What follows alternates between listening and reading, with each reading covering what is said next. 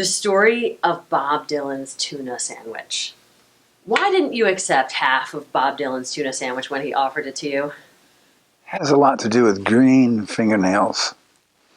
When the context of this, now I go in the context, is Springfield, Massachusetts, 1966, early 1966.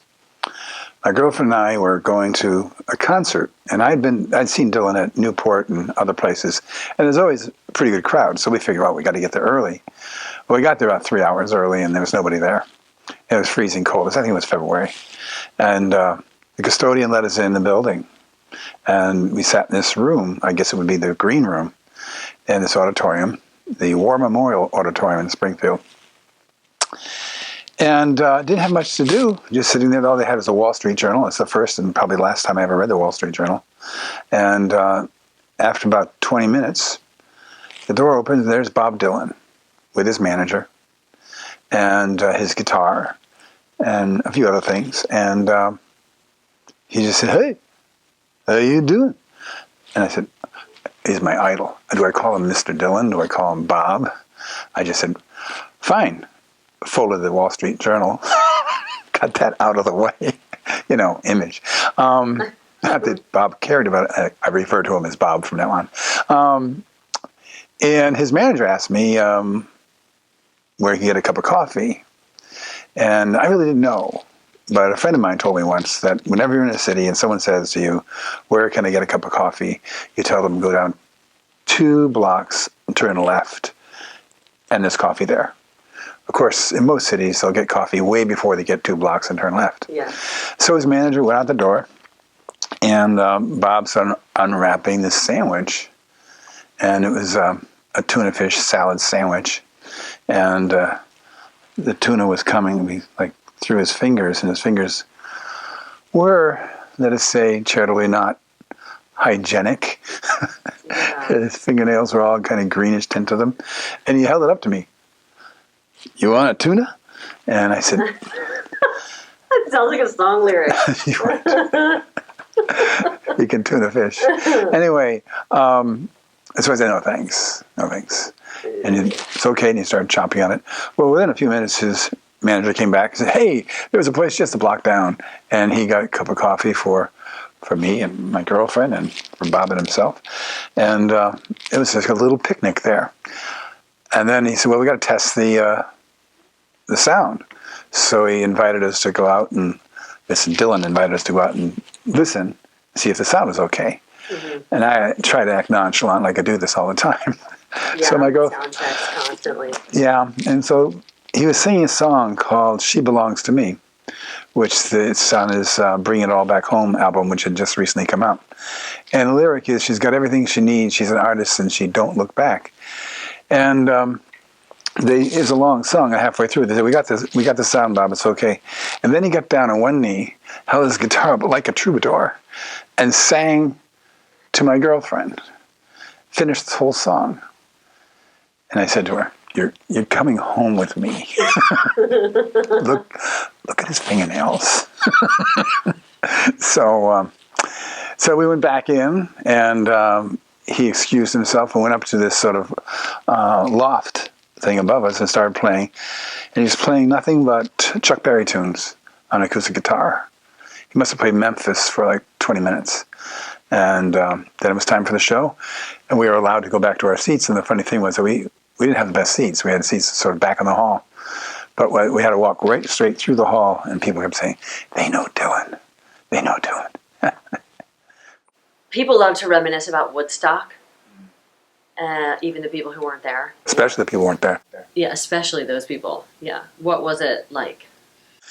It was great in many ways. It was retro great. Afterwards, you said, "Damn, that was something else." As it was going on, the sound wasn't terrific, but it was also raining a lot, mm-hmm. and everything was late. Hendrix came on at the crack of dawn, which was kind of cool in a way, but you looked around, and if you've ever seen the film, it's a hint of it there. A lot of people had left by that point, and so it looked like a war zone, just completely dilapidated as he was playing all along the Watchtower. Mm-hmm. And there were great moments. I mean, the things that you just can't believe that you're hearing this as you're muddling your way through the dark trying to find a place to sleep. You're hearing Creedence Clearwater in the background, or the band, and or the Who playing the Full of Tommy. So all those things are amazing, but a lot of the times the sound was a little tinny or not nearly loud enough. The acoustics were marginal, to say the least. Yeah. And anybody who was an acoustical player, you could barely hear that at all. It was much better sound in the movie than it was in real life. Right. And it was just like a mud field. It was a disaster area. And after a couple of days, there was nothing to eat. The hamburger stand burned down, and there were a few. And it was tough sledding there. Of course, the acts were helicoptered in and out. Yeah, so they didn't have to endure it. Yeah. And there's a lot of interesting wine going around. You'd be best not test that too much. This is one of the most fascinating things, and I don't think I've heard that many stories about your work with the Student Nonviolent Coordinating Committee, otherwise known as SNCC. Mm-hmm. So can you kind of talk about, what SNCC was and how you got involved in it? I got involved with SNCC when I was the spring of my senior year in high school, so I was still 17. Mainly through letters, writing to people. Went to a few lectures. Very young people were speaking. Primarily African Americans, but a few white radicals. And they were militantly nonviolent.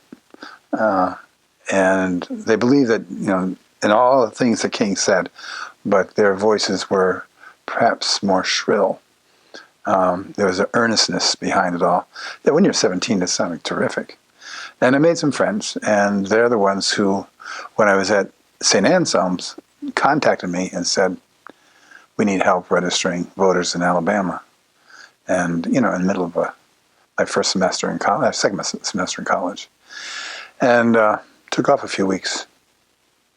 And what I saw, as I've explained in the 8th grade several times in a civil rights lecture, was just literally unbelievable.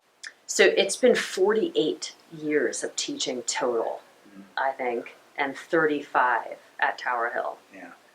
Which is pretty amazing. Yeah. You just touched on it a little bit. What do you think, maybe just posing it a different way, what do you think is the most special thing about Tower Hill School? I think the intelligence of the kids is matched by the intelligence of the faculty. And when it is matched in such a way, in such a sync, there's literally and metaphorically a dance of ideas that you find very few places. And it crosses disciplines.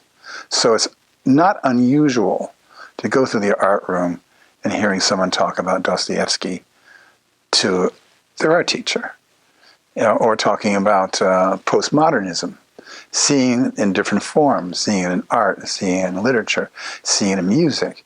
So they're able to make connections that are not built in self-consciously into the curriculum, but percolate spontaneity. And that percolated spontaneity is what really gives this place its energy. Teaching is blank. But I think it's an art form. I think it's performance art taken to an interesting direction. Because when you educate kids, you're educating yourself simultaneously. Just a performer. When someone acts in a play, you're acting for an audience, but there's also part of yourself invested in that. And when you're done, the audience may be inspired, but you too are inspired by the text and the performance and the whole kinetic energy of the whole thing. So I think primarily teaching is a creative force and it's an art form. And we're not mechanics. We're not, God bless mechanics, but we're not mechanics. And if you see it like that, then you evolve. You can't stay the same. Stasis is not part of the situation. And that's why I've stayed here for so long. Ironically, I've stayed in the private school for so long because of the evolution of ideas, creating one's own courses. I must have created, I don't know how many, 26 or some odd courses over the last 30 some odd years. And I don't think any place I could have taught, I could have done that. And in the process, learned a lot. I mean, Hugh Atkins was a really good friend, still is a good friend. And he and I educated him about America. He educated me about Britain. We the common denominator was the blues and Mose Allison and Dylan and David Bowie. And so culturally and literature-wise, there's a constant flow of ideas, and that's still happening. I think that we cultivate a lot of important energy in our department through reading and reflecting and creating. And we spend a lot of time thinking about these courses, and nobody takes anything for granted. What's your favorite song? My favorite song, Day in a Life. I'm surprised that you could come up with an answer to that question, given all you know about music. I would imagine, I was anticipating that you were going to have to wrestle with it. I was wrestling for a second or two. I mean, Tambourine Man went through. They're quotable songs, you know, the Dylan songs and Leonard Cohen songs. I mean, I love them. And, they're almost like a catechism in my head. But Day in a Life, just as a phenomenon, as a musical statement, has a drama within it. It expresses a sense of apprehension and loss and renewal, and that wonderful last chord, that piano, boom. That's what I hope I'll hear after graduation. I know that you're going to hear thank you so many times, but thank you. Well, de nada.